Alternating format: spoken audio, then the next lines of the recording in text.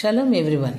I am Sarita, a student of the Holy Torah at ACTC Seminary. ప్రియులారా, ఈ వారం తోరా గ్రంథమునందు 29వ పర్ష అఖారై మోత్. అఖారై మోత్ అంటే మరణం తరువాత అని అర్థం. సెఫర్ తోరానందు ఇది 29వ పర్ష. సెఫర్ వైక్రానందు లేదా లేవియ కాండమునందు ఇది 6వ పర్ష. ఈ పర్షా యొక్క 6వ అలియా వాక్య భాగములు సెఫర్ వైక్రా లేదా లేవియ కాండము 18వ అధ్యాయము 6 నుండి 21వ వచనం వరకు. పర్షత్ అఖారై మోత్ యొక్క 6వ అలియా ఇజ్రాయేలీలలో పవిత్రతను కాపాడడానికి నిషిద్ధ లైంగిక సంబంధాలను నిషేధించే నియమాలను వివరిస్తుంది. ఎలోహిం ప్రజలను చుట్టుపక్కల జాతుల అనైతిక ఆచారాలలో పాల్గొనవద్దని ఆదేశిస్తాడు.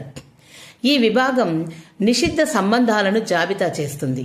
వీటిలో తల్లి, సవతి తల్లి, సోదరి, మనవరాలు, అత్త, మామ భార్య, కోడలు, సోదరుని భార్య లేదా ఒక స్త్రీ మరియు ఆమె కుమార్తె లేదా మనవరాలితో లైంగిక సంబంధాలను గూర్చిన విషయాలు ఉన్నాయి.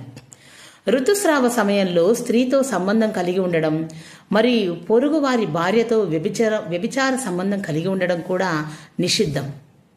అదనంగా పిల్లలను మోలేకుకు విగ్రహారాధన బలిగా ఇవ్వడం మరియు స్వలింగ సంబంధాలలో పాల్గొనడం నిషేధించబడింది. ఇవి అసహ్యకరమైన చర్యలుగా వర్గీకరించబడ్డాయి.